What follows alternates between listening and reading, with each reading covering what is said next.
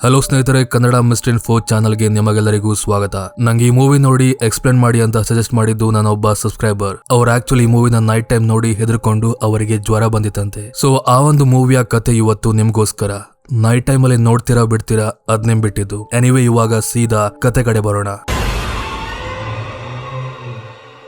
So movie starting ಅಲ್ಲಿ ನಮಗೆ ಒಬ್ಬ ಹುಡುಗಿನ ತೋರಿಸ್ತಾರೆ. ಅವಳ ಹೆಸರು ಬ್ರೆಂಡಾ ಅಂತ. ಅವಳೊಬ್ಬಳು ಸೆಕ್ಯೂರಿಟಿ ಗಾರ್ಡ್. ಜಾಸ್ತಿಯಾಗಿ ಅವಳು ಬಿಲ್ಡಿಂಗ್ ಗಳಲ್ಲಿ ನೈಟ್ ಡ್ಯೂಟಿನ ಮಾಡ್ತಿರ್ತಾಳೆ ಸೆಕ್ಯೂರಿಟಿ ಗಾರ್ಡ್ ಆಗಿ. ಅಂಡ್ ಅವತ್ತು ಕೂಡ ಅವಳು ಕಂಟಿನ್ಯೂ ಆಗಿ ನೈಟ್ ಡ್ಯೂಟಿ ಮಾಡಿದ್ರಿಂದ ಆ ಒಂದ್ ರಾತ್ರಿ ಅವಳಿಗೆ ಮಾಡ್ಲಿಕ್ಕೆ ತುಂಬಾ ಕಷ್ಟ ಆಗುತ್ತೆ. ಸೊ ಅವಳೇನ್ ಮಾಡ್ತಾಳೆ, ಶಿಫ್ಟ್ ಅನ್ನ ತನ್ನ ಬೇರೊಬ್ಬ ಫ್ರೆಂಡ್ಗೆ ವರ್ಗಾಯಿಸ್ತಾಳೆ. ಇವತ್ ನೀನೇ ಮಾಡು, ನೆಕ್ಸ್ಟ್ ಟೈಮ್ ನಾನ್ ನೋಡ್ಕೋತೀನಂತ ಅಲ್ಲಿಂದ ಹೊರಟೋಗ್ತಾಳೆ. ಅದು ಕಾರ್ ಮೂಲಕ. ಕಾರಲ್ಲಿ ಹೋಗ್ತಿರುವಾಗ ಕೂಡ ಅವಳಿಗೆ ನಿದ್ದೆಲ್ಲದ ಕಾರಣ ಕಣ್ ಕೂರ್ತಿತ್ತು. ಗಾಡಿ ಬಿಡ್ತಿರುವಾಗ ಅವಳಿಗೆ ಕಣ್ ಕೂರಿದಾಗಲಾಗ್ತಿತ್ತು. ಆದ್ರೂ ಕೂಡ ಹೇಗೋ ಅಡ್ಜಸ್ಟ್ ಮಾಡ್ಕೊಂಡು ಕಣ್ಣನ್ನೆಲ್ಲ ಒರೆಸ್ಕೊಂಡು ಗಾಡಿ ಬಿಡ್ತಾ ಹೋಗ್ತಿರ್ತಾಳೆ. ಮಧ್ಯ ಮಧ್ಯ ಮೊಬೈಲಲ್ಲಿ ಮೆಸೇಜ್ ಕೂಡ ಬರ್ತಿರುತ್ತೆ. ಆದ್ರೂ ಕೂಡ ಹೇಗೋ ಅಡ್ಜಸ್ಟ್ ಮಾಡ್ಕೊಂಡು ಕಷ್ಟ ಪಡ್ಕೊಂಡೇ ಗಾಡಿ ಬಿಡ್ತಿರ್ತಾಳೆ. ಬಟ್ ಅವಳಿಗೆ ಗೊತ್ತಿಲ್ಲ ಮುಂದೇನಾಗುತ್ತೆ ಅಂತ. ಅನವೇ ಹೀಗೆ ಗಾಡಿಲಿ ಸ್ಪೀಡಲ್ಲಿ ಹೋಗ್ತಿರುವಾಗ ಮುಂದೆ ಒಂದ್ ಕಡೆ ಯಾರೊಬ್ಬ ವ್ಯಕ್ತಿ ಅವಳ ಗಾಡಿಗೆ ಅಡ್ಡ ಬಂದು ಆಕ್ಸಿಡೆಂಟ್ ಆಗುತ್ತೆ. ಗಾಡಿ ಕುಟ್ಟಿದ ಫೋರ್ಸ್ಗೆ ಆ ವ್ಯಕ್ತಿ ಹೋಗಿ ದೂರ ಬಿದ್ಬಿಡ್ತಾನೆ. ಬಿದ್ದವನು ಮತ್ತೆ ಎದ್ದೇಳುವುದಿಲ್ಲ. ಇವಳು ಕೆಳಗೋಗಿ ನೋಡ್ತಾಳೆ. ಇವಳಿಗೆ ಗೊತ್ತಾಗುತ್ತೆ ಆ ವ್ಯಕ್ತಿ ಸತ್ತೋಗಿದ್ದಾನೆ. ಇನ್ನು ಸ್ವಲ್ಪ ಹೊತ್ತು ಇಲ್ಲಿದ್ರೆ ನಂಗೇನೆ ಅಪಾಯ ಅಂತ. ಅವಳು ಅದೇ ಕೂಡಲೇ ಗಾಡಿ ತಕೊಂಡು ಅಲ್ಲಿಂದ ಹೊರಡ್ಬಿಡ್ತಾಳೆ. ಆ ವ್ಯಕ್ತಿಗೆ ಏನಾಯ್ತು, ಅವನು ಬದುಕಿದ್ದಾನಂತ ಏನು ಕೂಡ ಚೆಕ್ ಮಾಡದೆ ಅಲ್ಲಿಂದ ಹೊರಟೋಗಿದ್ದಳು. ಅದಾದ ನಂತರ ಮನೆಗೆ ಬಂದು ನಿದ್ದೆ ಮಾಡ್ತಾಳೆ. ಬೆಳಗ್ಗೆ ಎಚ್ಚರವಾದಾಗ ಅವಳಿಗೆ ರಾತ್ರಿ ಆದ ಎಲ್ಲಾ ವಿಷಯ ಕೂಡ ನೆನಪಾಗುತ್ತೆ. ಒಂದ್ ಕ್ಷಣ ಥಿಂಕ್ ಮಾಡ್ತಾಳೆ, ಇಫ್ ಇನ್ ಕೇಸ್ ಆ ಬಾಡಿ ಪೊಲೀಸರಿಗೆ ಸಿಕ್ಕಿ ಕೇಸ್ ಏನಾದ್ರು ಆದ್ರೆ ಏನ್ ಗತಿ ಅಂತ. ಆದ್ರೂ ಕೂಡ ಅದನ್ನ ಮರೆತು ಇನ್ನೇನು ಅಲ್ಲಿಂದ ಹೊರಡ್ಬೇಕು. ಆವಾಗ ಅವಳಿಗೆ ಅವಳ ಬಾಸ್ ಕಡೆಯಿಂದ ಕಾಲ್ ಬರುತ್ತೆ.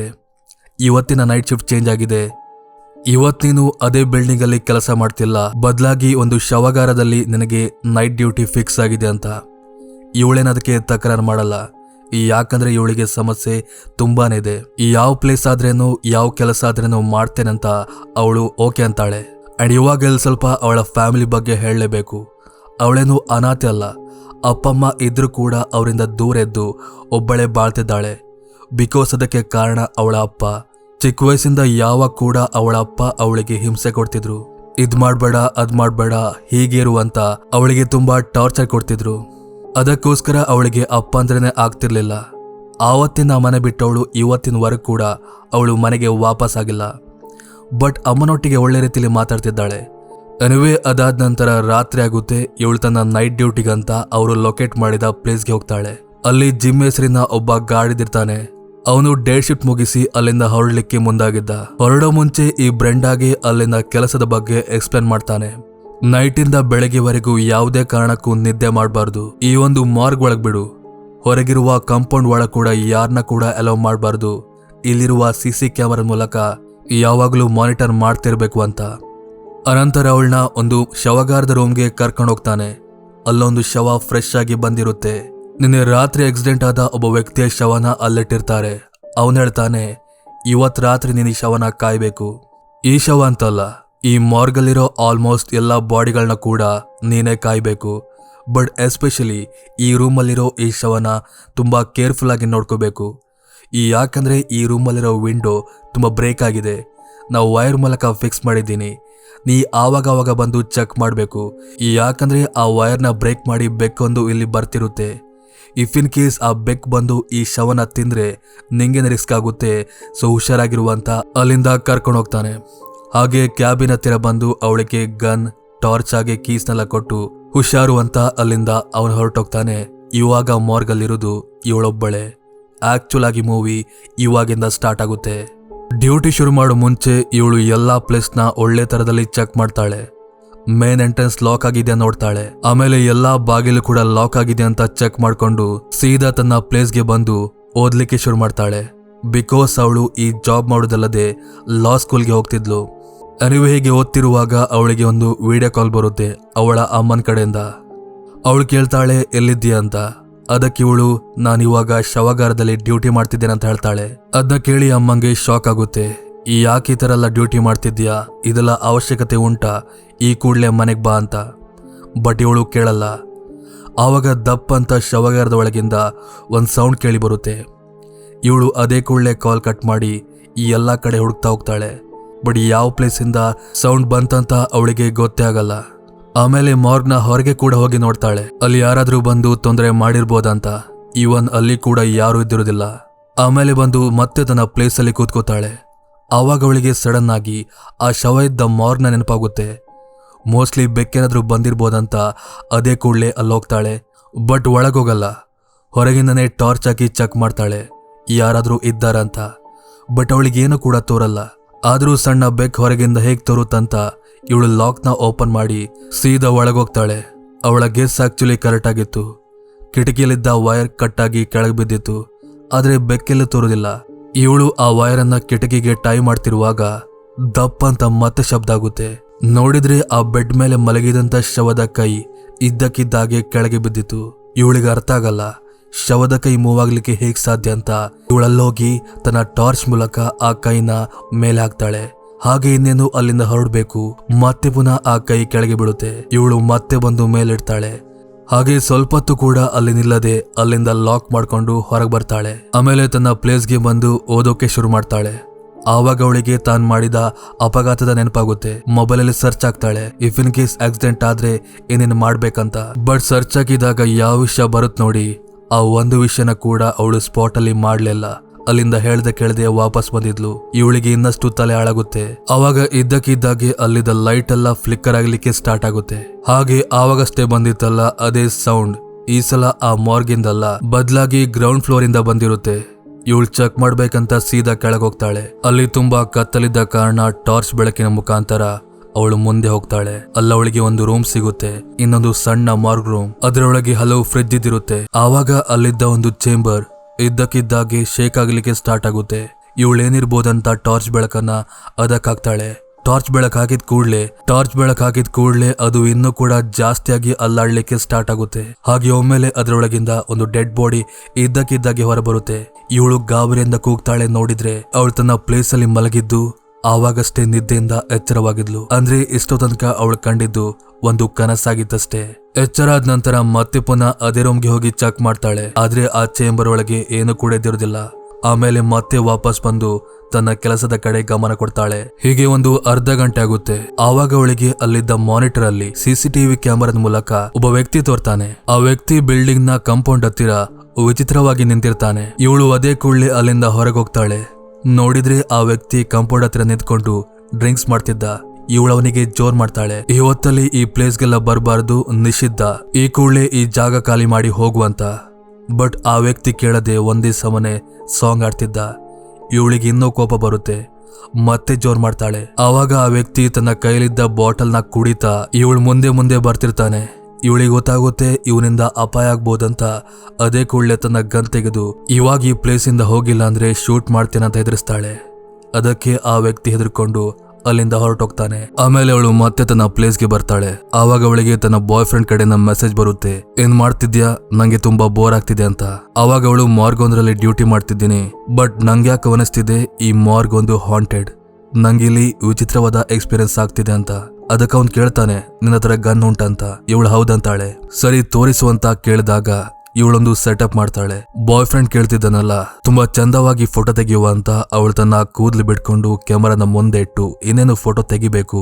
ಆವಾಗ ಅವಳ ಹಿಂದಿಂದ ಒಂದು ದೆವ್ವದ ಆಕೃತಿ ತೋರುತ್ತೆ. ಇವಳಿಗದು ಕ್ಯಾಮರಾದ ಮೂಲಕ ತೋರಿ ಹಿಂದಿರುಗಿ ನೋಡ್ತಾಳೆ. ಶಾಕಿಂಗ್ಲಿ ಆವಾಗದು ಅಲ್ಲಿಂದ ಮಾಯವಾಗಿತ್ತು. ಇವಳು ಅದೇ ಕೂಡಲೇ ಎಲ್ಲಾ ಕಡೆ ಚೆಕ್ ಮಾಡ್ತಾಳೆ, ಬಟ್ ಅಕ್ಕಪಕ್ಕ ಯಾವುದೇ ರೀತಿಯ ಆಕೃತಿ ಅವಳಿಗೆ ತೋರುದಿಲ್ಲ. ಮತ್ತೆ ಪುನಃ ಬಂದು ಮೊಬೈಲ್ ನೋಡ್ತಾಳೆ. ಇವನ್ ಅಲ್ಲಿ ಕೂಡ ಆಕೃತಿ ಕ್ಯಾಪ್ಚರ್ ಆಗಿರುವುದಿಲ್ಲ. ಆವಾಗ ಅವಳ ಗಮನ ಯಾಕೋ ಮಾನಿಟರ್ ಕಡೆ ಹೋಗುತ್ತೆ. ಅಲ್ಲಿ ಶಾಕಿಂಗ್ಲಿ ಅದೇ ವ್ಯಕ್ತಿ, ಆವಾಗಷ್ಟೇ ಬಂದಿದ್ದಲ್ಲ ಅದೇ ವ್ಯಕ್ತಿ ಇವಾಗ ಮಾರ್ಗ್ ಒಳಗಿದ್ದಿರ್ತಾನೆ. ಇವಳೋಗಿ ಅವನಿಗೆ ಜೋರ್ ಮಾಡ್ತಾಳೆ, ಈ ಕೂಡ್ಲೆ ಹೋಗುವಂತ.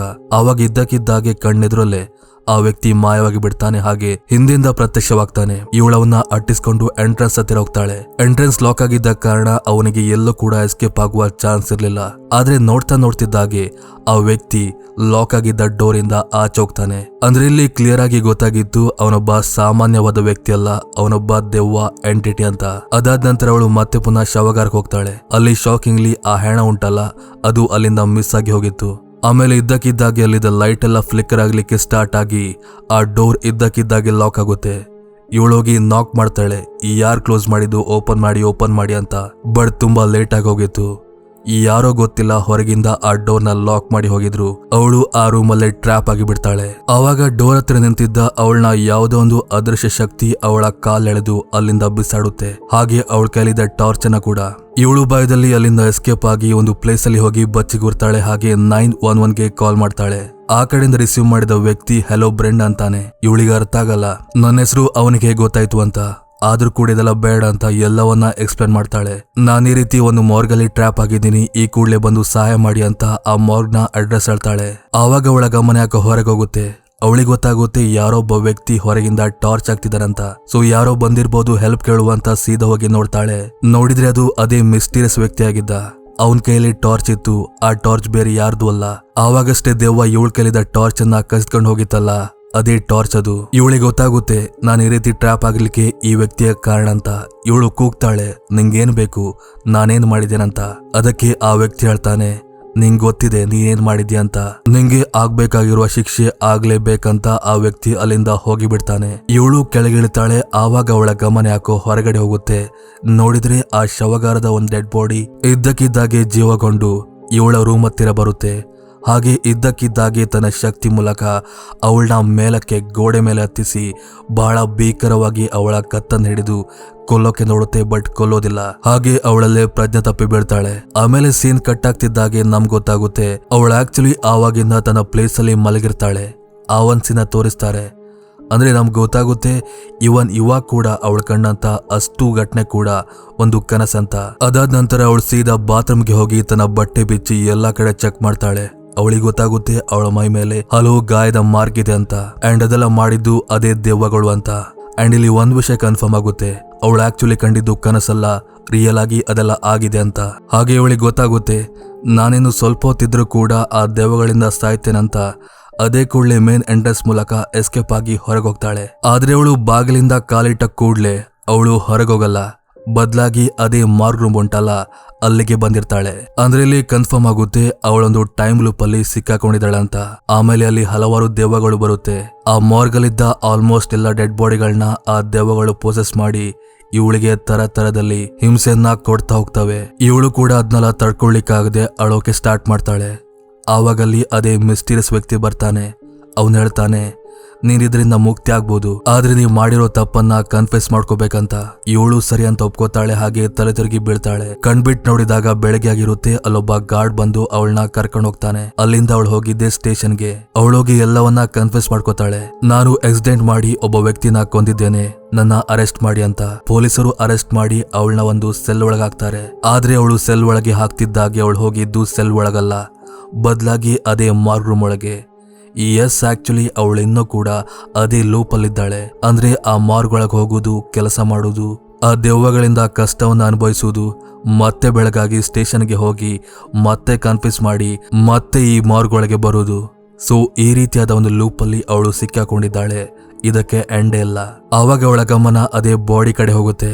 ಅವಳದ್ರ ಮೇಲಿದ್ದ ಶಾಲನ್ನ ಓಪನ್ ಮಾಡಿ ನೋಡ್ತಾಳೆ.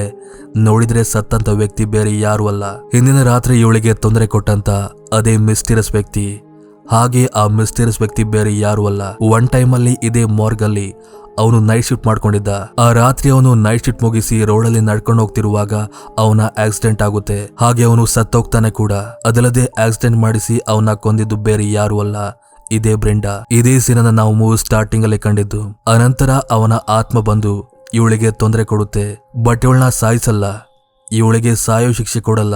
ಬದಲಾಗಿ ಅವಳೊಂದು ಲೂಪಲ್ಲಿ ಸಿಕ್ಕಿ ಹಾಕೊಳ್ಳಾಗೆ ಮಾಡ್ತಾನೆ. ಬ್ರೆಂಡಾಗೆ ಆಕ್ಚುಲಿ ಸಾವು ಬರಲ್ಲ. ಅವಳು ಮಾಡಿದ ಪಾಪಕ್ಕೆ ಅವಳು ಅದೇ ಟೈಮ್ ಲೂಪಲ್ಲಿ ಇನ್ನೂ ಕೂಡ ಸರ್ಕ್ಯುಲೇಟ್ ಆಗ್ತಾನೆ ಇದ್ದಾಳೆ. ಹಾಗೆ ಇವನ್ ಸತ್ತೋಗಿದ್ದಕ್ಕೇನೆ ಇವನ್ ಬದಲಾಗಿ ಆ ನೈಟ್ ಮಾರ್ಗಲ್ಲಿ ಇವಳನ್ನ ಗಾರ್ಡ್ ಆಗಿ ಅಪಾಯಿಂಟ್ ಮಾಡಿದ್ದು. ಸೊ ಇದು ಆಕ್ಚುಲಿ ಮೂವಿಯ ಕತೆ. ತುಂಬಾ ಚೆನ್ನಾಗಿತ್ತಲ್ಲ. ಸೊ ಇದಿಷ್ಟು ಇವತ್ತಿನ ಕತೆ. ಮತ್ತೊಂದು ಕತೆ ಒಟ್ಟಿಗೆ ಮತ್ತೆ ಸಿಗ್ತೀನಿ. ಅಲ್ಲಿವರೆಗೂ ಥ್ಯಾಂಕ್ ಯು ಫಾರ್ ವಾಚಿಂಗ್.